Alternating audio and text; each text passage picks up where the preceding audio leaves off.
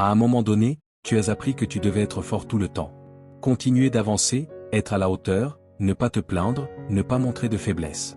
Et extérieurement, ça fonctionne parfois. Les gens te voient solide, stable, capable. Mais intérieurement, cela coûte très cher. Un esprit toujours en alerte. Un corps qui ne se détend jamais. Une sensation constante que tu dois tenir encore un peu, comme si ralentir était dangereux, comme si lâcher prise signifiait perdre le contrôle. Et c'est ici que presque tout le monde se trompe, parce que la force n'est pas une vie sous tension. Les stoïciens l'avaient compris avec une grande clarté. La résilience n'est pas le fait d'endurer davantage, c'est le fait de souffrir moins à l'intérieur, tout en faisant ce que tu dois faire. Ce n'est pas ignorer ce qui fait mal, ni durcir ton cœur. C'est apprendre à rester lucide lorsque la pression arrive. C'est refuser d'abandonner ta paix intérieure à chaque situation qui échappe à ton contrôle. C'est agir avec conscience là où il existe encore un choix. Et cela change tout. Parce que tu continues d'avancer, tu continues d'accomplir ce que tu dois accomplir, mais sans te détruire dans le processus. C'est pour cela que le stoïcisme n'a jamais été seulement une philosophie à lire. C'est un entraînement quotidien de l'esprit. Une méthode pratique pour organiser tes pensées, tes émotions et tes décisions, afin de traverser la vie avec plus d'équilibre. Et c'est exactement ce que tu vas pratiquer maintenant. Dans cette vidéo, je vais te guider à travers 10 méditations stoïciennes, simples et directes, que tu peux appliquer dans ta journée pour renforcer ta résilience, approfondir ta clarté mentale et affronter tout ce qui viendra avec plus de fermeté et moins d'usure intérieure. Mais avant de commencer, fais quelque chose de simple, respire profondément un instant et observe comment tu te sens maintenant. Parce que cette pratique commence exactement ici, au moment où tu cesses de réagir automatiquement et où tu redeviens présent. Maintenant, commençons. Méditation 1. Tu n'as pas besoin que tout soit parfait. Tu n'as pas besoin que tout se passe parfaitement.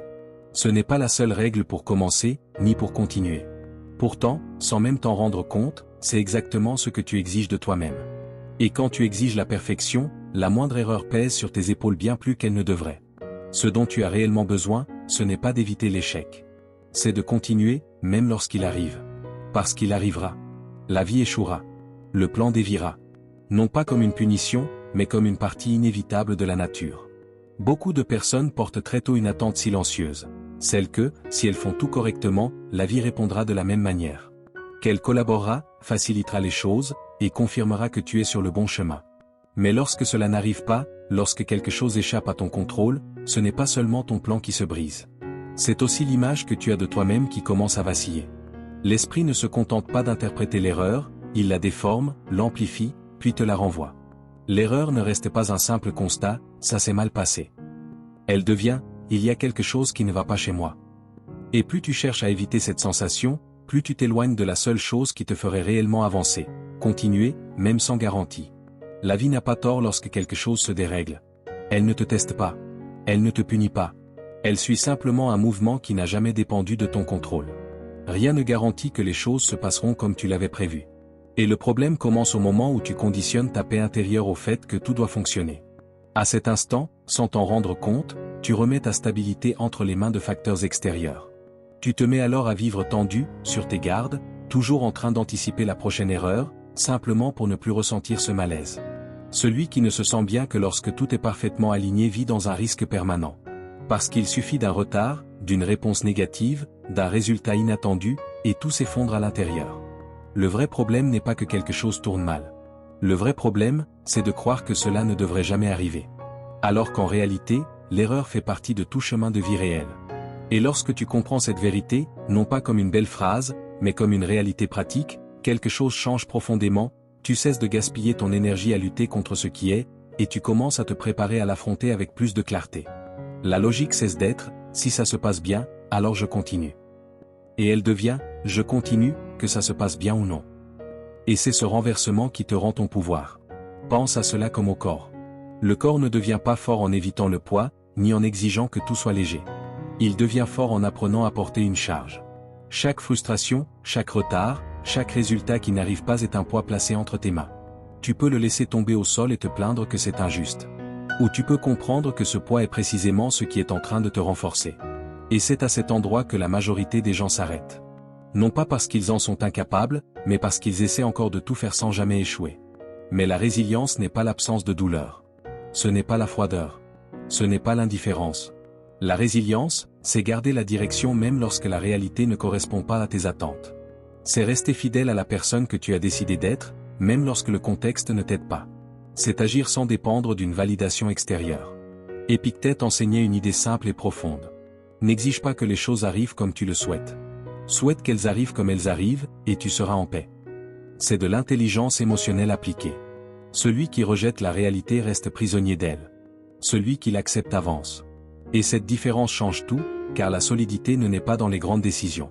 Elle naît dans les petits moments, quand quelque chose ne se passe pas comme tu l'espérais, et que malgré cela, tu continues. Pas parfait. Pas confiant. Pas prêt. Mais en mouvement. Celui qui n'avance que lorsque tout est favorable ne construit pas de stabilité. Il construit une dépendance à la situation. Mais celui qui apprend à continuer même quand les choses se dérèglent construit quelque chose de rare. Alors aujourd'hui, fais un choix simple, mais décisif. Arrête d'exiger que tout aille bien pour agir. Et commence à n'exiger qu'une seule chose de toi-même, la continuité.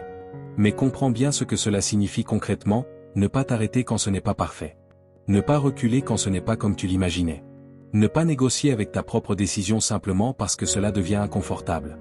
Méditation 2. L'échec n'est pas la fin, c'est l'instruction. Aujourd'hui, avant de commencer ta journée, comprends ceci avec calme. L'échec n'est pas un détour, c'est une conséquence directe de celui qui a décidé d'avancer. L'échec n'apparaît pas dans la vie de celui qui reste immobile. Il surgit quand tu tentes quelque chose que tu ne maîtrises pas encore.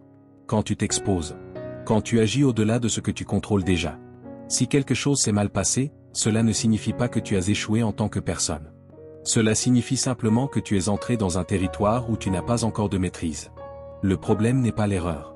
Le problème, c'est la manière dont tu as été entraîné à l'interpréter. Depuis l'enfance, l'échec a été associé à la faiblesse. Le faux pas, à l'incapacité. La chute, à la honte. Et c'est pour cela que beaucoup de gens passent toute leur vie à tourner en rond, à répéter ce qu'ils savent déjà, à choisir toujours le chemin le plus sûr. Non pas parce que c'est le meilleur, mais parce que c'est le seul qui ne les met pas en danger. Alors l'erreur disparaît. Il n'y a plus de menace. Mais le résultat n'est pas la stabilité, c'est la stagnation, bien déguisée. La vérité, c'est que l'échec ne ferme pas le chemin. Il marque un point du parcours. Non comme une punition, mais comme une indication. C'est comme un signal silencieux qui dit, ici, il y a quelque chose que tu n'as pas encore appris. Et cela change tout. Parce que lorsque tu comprends cela, l'erreur cesse d'être quelque chose qui te diminue, et devient quelque chose qui t'oriente. Pense simplement, essayer quelque chose et échouer, c'est comme tourner une clé qui n'ouvre pas encore la porte. La résistance n'est pas là pour t'humilier. Elle est là pour te montrer qu'il manque encore un ajustement. Et cet ajustement n'apparaît que pour celui qui a essayé. Chaque erreur révèle un point que tu ne maîtrises pas encore. Chaque échec met en lumière un vide réel. Et lorsque ta réaction est de te blâmer, tu perds exactement ce que cette expérience avait de plus précieux, l'instruction. Les stoïciens voyaient cela clairement. Rien de ce qui arrive n'est, en soi, un obstacle définitif. Tout dépend de l'usage que tu fais de ce qui arrive. Se tromper n'interrompt pas le processus. Mais interpréter l'erreur de la mauvaise manière, oui. Si tu ne fais que ce que tu maîtrises, tu n'évolues pas. Tu te répètes simplement avec plus d'efficacité. Et la répétition ne construit pas l'expansion, elle construit le confort.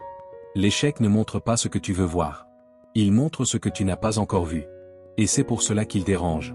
Apprendre à perdre sans perdre ta direction est l'une des compétences les plus rares qui existent. Car au moment où tu comprends que l'échec ne réduit pas ta valeur, tu cesses de te bloquer face à l'effort. La peur diminue. La pression de devoir tout réussir disparaît. Et le mouvement revient. Sénèque enseignait ceci, ce ne sont pas les événements qui nous troublent, mais l'interprétation que nous en faisons. L'erreur ne te définit pas. Elle t'informe simplement sur ta position actuelle. Et celui qui comprend cela avance plus vite. Non pas parce qu'il tombe moins, mais parce qu'il ne transforme pas chaque chute en raison de s'arrêter. Pendant que beaucoup interrompent leur chemin par orgueil, par honte ou par peur de paraître incapable, toi, tu continues. Tu observes. Tu ajustes. Tu réessais. Non par motivation, mais par compréhension. Ce qui sépare celui qui évolue de celui qui reste bloqué, ce n'est pas l'absence d'échec. C'est la capacité de ne pas se désorganiser à cause d'eux. Voilà la vraie résilience. Ce n'est pas ignorer l'erreur. Ce n'est pas romantiser la douleur. C'est utiliser chaque échec comme un point d'ajustement conscient. Souvent, quand tu as l'impression d'avoir perdu, la vie ne te bloque pas. Elle te montre simplement où tu n'es pas encore prêt. Et ce n'est pas une fin. C'est une direction. Alors aujourd'hui, face à ce qui ne s'est pas bien passé, prends une décision consciente. Ne t'attaque pas toi-même. Ne recule pas. Ne transforme pas l'erreur en identité. Utilise ce qui s'est passé comme un ajustement. Comprends ce qui a échoué. Affine ce qui doit être affiné. Et agis à nouveau avec plus de précision. Écris ceci. J'apprends. J'ajuste. Je continue. Pas comme une motivation passagère, mais comme une posture intérieure.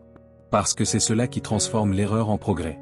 Méditation 3. Maîtrise ton ego, ou il te dominera. L'ego n'apparaît pas lorsque tout est sous contrôle.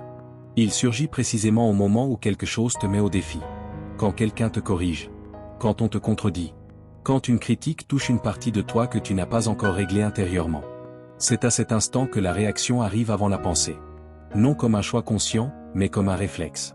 Une nécessité immédiate de répondre, de te justifier, de te défendre, de ne pas sortir diminué de la situation. Et c'est là que commence la perte de contrôle. Les stoïciens étaient très clairs, ce n'est pas ce qui se passe qui te déstabilise, c'est la manière dont tu réagis à ce qui se passe. Et à ce moment-là, si tu ne perçois pas ce qui se passe en toi, tu cesses d'agir, et tu commences à réagir. Non pour comprendre, mais pour te protéger. Et ce que tu essaies de protéger, ce n'est pas la vérité. C'est l'image que tu as de toi-même.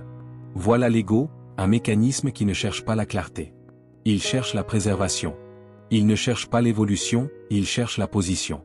Et cela change complètement ta manière de vivre. Car celui qui est centré cherche à comprendre. Celui qui est dominé par l'ego cherche à gagner la situation.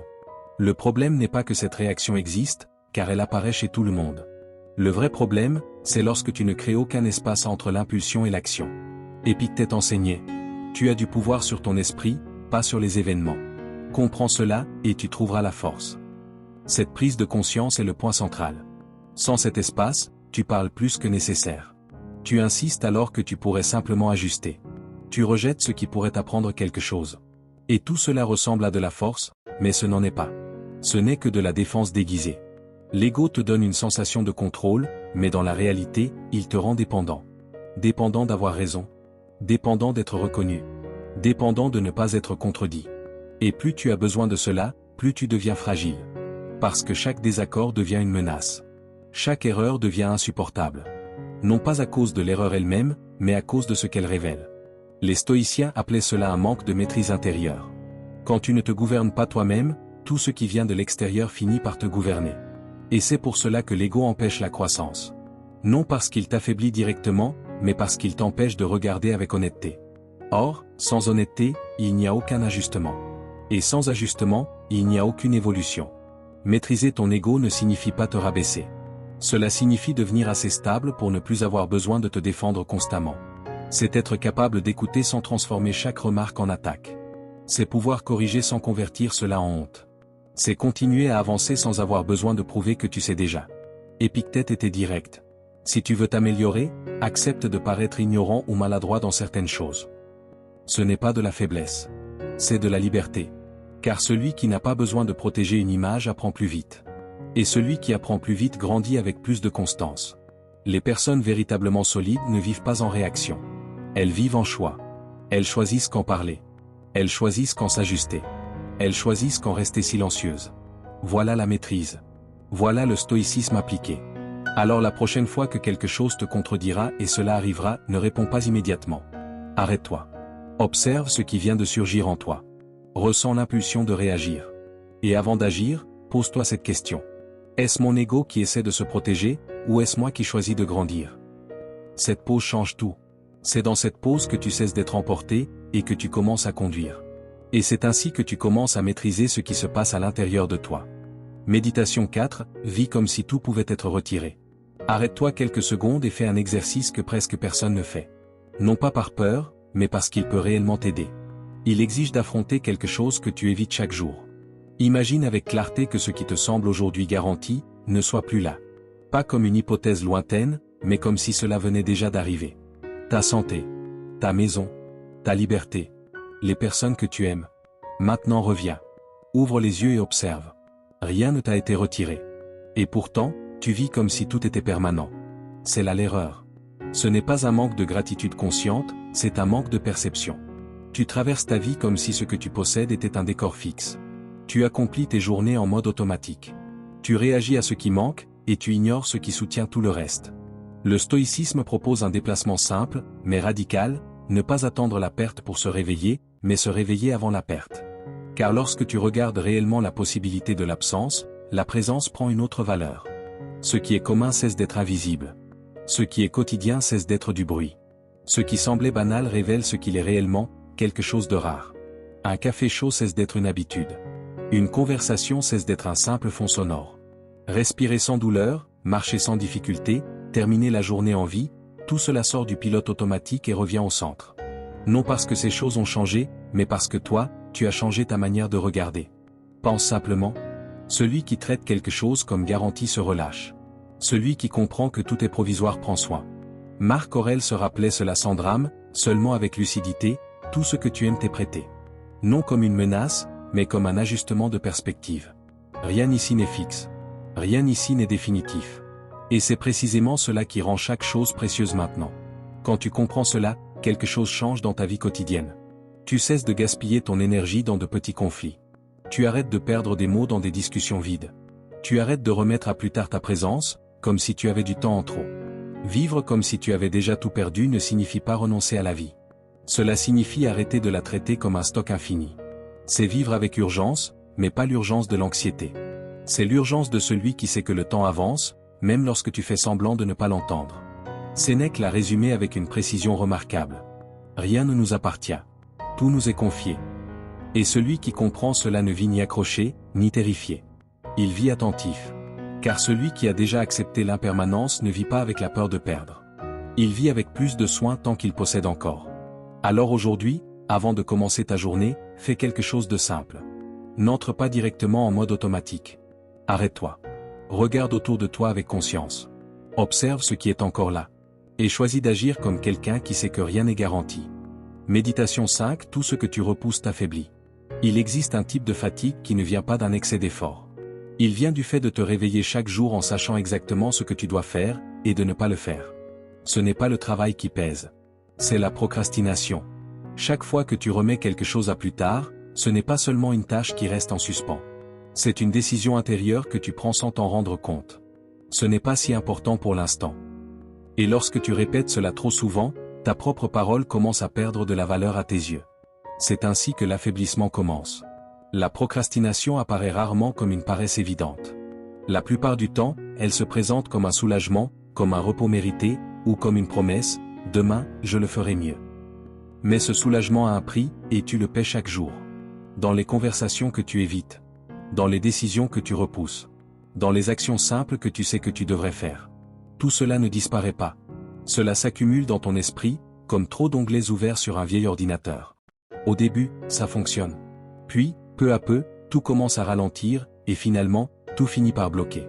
Repousser, c'est comme cacher des déchets sous un tapis. Au début, la pièce semble propre. Mais il suffit de quelques jours pour que l'odeur apparaisse. Et plus tu attends avant de soulever le tapis, plus il devient difficile de le faire. La vérité, ce n'est pas la tâche qui grandit. C'est ta résistance intérieure qui diminue. Quand tu deviens un procrastinateur constant, tu entraînes une partie précise de ton esprit, celle qui préfère le confort immédiat à la construction du caractère. Et sans t'en rendre compte, tu commences à céder le contrôle de ta vie. Épictète a dit quelque chose de trop direct pour être ignoré. Aucun homme n'est libre s'il n'est pas maître de lui-même. Procrastiner n'est pas un manque de temps. C'est une perte de contrôle. L'action n'exige pas la perfection, elle exige la décision. Il ne s'agit pas de tout faire parfaitement. Il s'agit d'arrêter de négocier avec toi-même chaque fois que l'inconfort apparaît. Agir même sans envie.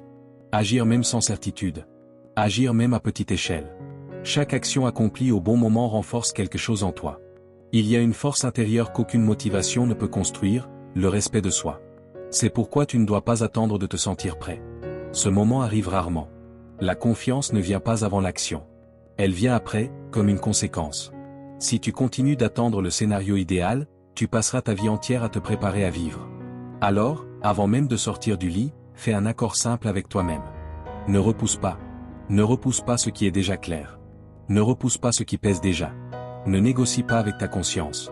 Choisis d'agir, même imparfaitement, même dans l'inconfort, même en petit. Parce qu'agir renforce ton caractère, et repousser chaque jour t'affaiblit. Méditation 6. Vis comme un exemple, pas comme un juge. Observe quelque chose de simple, juger donne une sensation rapide de contrôle. Pointer les erreurs des autres procure un soulagement, presque comme si, pendant quelques secondes, tu étais au-dessus de la confusion, du chaos, du problème. Mais ce soulagement dure peu. Et la vérité, c'est qu'il ne construit rien. Critiquer est facile, parce que cela n'exige aucun risque. Tu observes depuis l'extérieur, tu analyses à distance, tu commentes sans t'exposer. Pendant ce temps, ta propre vie reste en attente, immobile, comme quelqu'un qui passe la journée entière dans son lit. Tu passes ton temps à commenter le match sans jamais entrer sur le terrain. Vivre comme un juge te maintient prisonnier de ce que tu condamnes. Ton énergie part dans la réaction, au lieu d'aller dans la construction. Tu parles beaucoup de ce qui devrait changer, mais très peu de ce que tu es prêt à soutenir par ton propre comportement. Le stoïcisme a toujours été clair sur ce point, ce qui transforme, ce n'est pas le discours. C'est la posture. Ce n'est pas ce que tu exiges des autres. C'est ce que tu vis quand personne ne te regarde. Pense à ceci. Un thermomètre se contente d'indiquer la température. Un thermostat change l'ambiance. Juger, c'est être un thermomètre. Donner l'exemple, c'est être un thermostat. Un endroit ne change pas parce que quelqu'un se plaint de l'obscurité. Il change quand quelqu'un se lève et allume la lumière. Et ta vie fonctionne exactement de la même manière. Quand tu agis avec cohérence, même en silence, quelque chose se produit. Tu enseignes sans faire de discours. Tu influences sans pression. Tu construis ton autorité sans avoir besoin de te justifier. Marc Aurèle a écrit dans ses pensées pour moi-même. Ne perds plus de temps à discuter de ce que doit être un homme de valeur. Deviens en un. Cette phrase change tout. Elle te sort du rôle de commentateur de la vertu et te place dans celui du pratiquant. Être un exemple ne signifie pas être parfait. Cela signifie être honnête avec ton propre comportement. C'est te corriger avant de vouloir corriger le monde. C'est aligner tes actions avec tes valeurs, même lorsque cela te coûte du confort, de l'approbation ou des applaudissements. Dans un monde rempli de bruit, d'opinions et d'apparences, celui qui vit avec intégrité devient une référence sans même le chercher. Non parce qu'il s'impose, mais parce qu'il tient bon. Et ce type de respect ne se réclame pas, il se construit. Tu n'as pas besoin d'un titre, d'une autorité officielle ou d'une permission pour vivre ainsi. Tu as seulement besoin d'une décision. La décision d'arrêter de gaspiller ton énergie à juger ce qui est à l'extérieur, et de commencer à investir dans ce qui est réellement sous ton contrôle, tes actions. Alors, avant de continuer ta journée, fais un ajustement simple, mais profond. Moins d'opinions. Plus d'exemples. Moins de discours. Plus de pratique. Méditation 7. Rien d'extérieur n'a de pouvoir sur toi, tant que tu ne le permets pas. Le monde continuera d'exister en dehors de toi, avec ou sans ton accord. Les gens parleront. Des erreurs arriveront. Les plans échoueront. Des décisions seront prises sans te consulter. Mais rien de tout cela n'a de pouvoir réel sur toi, à moins que tu ne le lui donnes. Ce qui fait mal, ce n'est pas le fait en lui-même. C'est le sens que tu lui attribues. Le véritable choc ne vient pas de ce qui s'est passé. Il vient de l'histoire que tu te racontes à propos de ce qui s'est passé. Une offense n'est qu'un son dans l'air jusqu'au moment où tu décides de la porter. Une erreur n'est qu'un événement neutre jusqu'à l'instant où tu la transformes en étiquette. Une perte, en elle-même, ne détruit personne. Elle ne prend ce pouvoir que lorsqu'elle devient une identité. Le monde n'envahit pas ton esprit. Il frappe à la porte.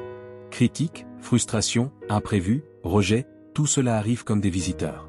Mais seul ce que tu invites à entrer, à s'asseoir et à rester, demeure en toi. Tant que tu crois que tout ce qui vient de l'extérieur a du pouvoir sur toi, tu vis en état d'alerte. Tu réagis à chaque commentaire. Tu revis chaque erreur. Tu remets ta paix intérieure entre les mains de n'importe qui, comme si tu donnais la clé de ta maison à des inconnus. Et cela fait de toi un prisonnier. Épictète utilisait cette phrase comme un manuel de fonctionnement de l'esprit. Ce ne sont pas les choses qui troublent les hommes, mais l'opinion qu'ils se font des choses. Au moment où tu comprends cela, quelque chose bouge en toi. Tu réalises que le fait est une chose. L'histoire que tu en fais en est une autre. Et c'est cette histoire qui décide si tu traverses l'épreuve, ou si tu t'effondres. Cela ne signifie pas devenir une pierre, ni faire semblant de ne rien ressentir. Tu ressens toujours la tristesse. Tu ressens toujours la colère. Tu ressens toujours la frustration. La différence, c'est que l'émotion passe à travers toi. Elle ne s'installe pas. Protéger ton dialogue intérieur. Questionner la première impulsion. Ne pas croire tout ce que ton esprit dit dans la chaleur du moment. C'est comme placer un filtre entre toi et le chaos. La vie continue. Les défis arrivent toujours. Mais maintenant, ils rencontrent une structure. Marc Aurèle a écrit quelque chose que peu de gens appliquent vraiment. Tu as du pouvoir sur ton esprit, pas sur les événements extérieurs. Comprends cela et tu trouveras la force. Voilà la vraie force. Et personne ne peut te l'arracher. Quand tu vis ainsi, ton calme commence à déranger ceux qui vivent en réaction permanente. Non par arrogance, mais parce que ta stabilité devient un miroir, et tout le monde ne veut pas voir ce qui apparaît quand il se regarde. Alors aujourd'hui, avant de te lever, fais un choix clair. N'essaie pas de contrôler le monde. N'essaie pas d'éviter tous les problèmes. Choisis simplement de ne pas remettre ton cœur, ton équilibre et ton contrôle à l'extérieur. Répète en silence, mais avec fermeté. Rien d'extérieur n'a de pouvoir sur moi. Méditation 8. Le calme n'est pas une faiblesse, c'est une maîtrise. Il existe une erreur fréquente que presque tout le monde commet, confondre le calme avec la soumission. Comme si rester silencieux signifiait perdre. Comme si ne pas réagir voulait dire accepter. Comme si garder son sang-froid était une preuve de faiblesse. Mais c'est une lecture superficielle de la réalité. Le calme ne signifie pas se diminuer. Il signifie ne pas se laisser entraîner dans le chaos. Réagir est facile. N'importe qui réagit lorsqu'il se sent provoqué, contrarié ou blessé. Il suffit d'une remarque déplacée, d'une frustration inattendue, d'un mauvais ton, et l'émotion prend le contrôle. Cela ne demande aucune force. Cela révèle simplement un manque de maîtrise. Le vrai pouvoir apparaît ailleurs, dans un point beaucoup plus difficile. Lorsque tu parviens à garder ton esprit clair exactement au moment où tout essaie de t'emporter dans la confusion. Un esprit agité ressemble à de l'eau en ébullition. Tu ne vois rien à l'intérieur. Mais lorsque l'eau se calme, tout devient visible. Le calme ne change pas la réalité. Il révèle la réalité. Et c'est pour cela que le calme n'est pas de l'indifférence. C'est de la présence. C'est une conscience suffisante pour entendre le bruit extérieur sans lui permettre d'envahir ton centre. Celui qui réagit par impulsion remet le contrôle de sa vie à l'environnement, aux paroles des autres, aux émotions passagères. Et une seule réaction mal choisie peut détruire en quelques secondes quelque chose qui a pris des années à construire. Être une personne calme ne signifie pas que tu t'en fiches. Cela signifie que cela compte suffisamment pour que tu refuses de laisser n'importe quel stimulus décider à ta place. Voici le point de bascule. Celui qui réagit vit poussé par les événements. Celui qui choisit sa réponse se gouverne lui-même. Le calme n'est précisément dans cet intervalle, l'espace entre ce qui arrive et la manière dont tu réponds. Dans cet espace, il y a de la clarté. Et là où il y a de la clarté, il y a un choix. Le calme te protège. Il t'empêche de gaspiller ton énergie dans des guerres inutiles, des disputes vides, des explications qui ne construisent rien. Pendant que beaucoup dépensent leur force à réagir, toi, tu la conserves pour décider, construire et soutenir ce qui compte vraiment. Dans un monde où presque tout le monde vit par impulsion, celui qui maîtrise son calme se distingue naturellement. Le calme ne signifie pas être endormi. Il signifie être suffisamment éveillé pour ne pas être contrôlé par ton premier réflexe. Fais de cela une posture pour ta journée. Ne réagis pas juste pour soulager une émotion. N'explose pas pour te sentir fort. Ne cède pas ton contrôle pour quelques secondes de décharge. Et si cela résonne en toi, écris ceci en commentaire. Je choisis de répondre avec clarté. Méditation 9. L'opinion des autres ne change pas qui tu es. Tu seras observé, évalué et interprété, que tu le veuilles ou non. À quelqu'un, tu plairas. Quelqu'un d'autre sera en désaccord. Quelqu'un te réduira à un commentaire, à une erreur isolée, à un extrait de ta vie qui ne raconte pas tout ce que tu es. Ce n'est pas une exception. C'est la norme. Le problème n'est pas l'opinion des autres. Le problème, c'est ce que tu en fais. Très tôt, beaucoup de personnes apprennent à ajuster leur comportement comme on change de vêtements pour s'adapter à l'ambiance. Elles parlent moins pour ne pas déranger. Elles s'expliquent trop pour ne pas être mal comprises. Elles cachent des parties d'elles-mêmes pour entrer dans les attentes des autres. Et sans s'en rendre compte, elles commencent à vivre pour un public. Vivre en cherchant l'approbation, c'est comme conduire en regardant uniquement dans les rétroviseurs. Tu remarques tout ce qui bouge autour de toi, mais tu perds complètement ta direction. Et celui qui perd sa direction finit, tôt ou tard, par se perdre lui-même. L'opinion d'une autre personne ne naît pas de ton essence. Elle naît de son histoire, de ses références, de ses blessures, des limites de son regard. Quelqu'un peut te juger à partir de 5 minutes de ta vie et croire qu'il a tout compris. Cela en dit plus sur la portée de son regard que sur ce que tu es réellement. L'erreur commence lorsque tu changes d'attitude chaque fois que quelqu'un t'évalue. À ce moment-là, tu n'essaies plus de t'améliorer, tu essaies de te protéger. Et protéger une image coûte cher. Tu commences à te rétrécir, à te justifier, à te défendre contre des attaques qui, souvent, n'ont même pas eu lieu. Ta valeur ne fonctionne pas comme une monnaie. Elle ne monte pas avec les applaudissements, et elle ne descend pas avec les critiques. Elle existe avant toute opinion. Et elle continue d'exister après que le bruit soit passé. Épictète disait, « Si tu veux être invincible, ne fais pas dépendre ta paix de ce qui n'est pas sous ton contrôle. » Et l'opinion des autres ne l'a jamais été. Aujourd'hui, ils te félicitent. Demain, ils changent. Confier ta paix à cela, c'est choisir de vivre dans l'instabilité. Être fort intérieurement ne signifie pas ignorer ce que les gens disent. Cela signifie savoir écouter sans absorber. Filtrer sans se fermer. Écouter avec maturité, mais décider avec autonomie. Quand tu as confiance en qui tu es, quelque chose change concrètement. Tu arrêtes de te justifier en permanence. Tu arrêtes de vivre sur la défensive. Tu arrêtes d'expliquer ton essence à ceux qui ne veulent pas voir. Tu tiens bon? Marc Aurèle l'a exprimé clairement. Choisis de ne pas te sentir offensé, et tu ne le seras pas. Parce qu'il existe un endroit en toi que personne ne peut toucher sans ton autorisation. C'est là que vit ta stabilité. C'est là que naît ta liberté. Alors aujourd'hui, avant de te lever, fais un geste intérieur simple, mais ferme. N'essaie pas de convaincre tout le monde. N'essaie pas de plaire à tout le monde. N'essaie pas de te modeler pour rentrer dans un moule. Répète en silence, comme une décision. Je sais qui je suis. Et vis ta journée depuis cet endroit. Méditation dit tu n'es pas tes émotions. Avant de commencer ta journée, comprends quelque chose de simple que presque personne n'apprend assez tôt, ressentir n'est pas le problème. Le problème, c'est de confondre ce que tu ressens avec ce que tu es. La colère apparaît. La peur surgit. La tristesse arrive. Tout cela ne dit rien de ton caractère. Cela dit seulement que tu es humain. L'erreur commence au moment où tu transformes un état passager en identité. Quand tu dis « je suis comme ça », simplement parce qu'aujourd'hui tu t'es réveillé ainsi. Quand tu t'étiquettes à partir d'une émotion temporaire et que tu commences à vivre à l'intérieur de cette étiquette, comme si elle était permanente. Ressentir de la colère ne fait pas de toi une personne agressive. Ressentir de l'insécurité ne diminue pas ta valeur. Ressentir de la tristesse ne te rend pas faible. Ces émotions sont des messages, pas des sentences.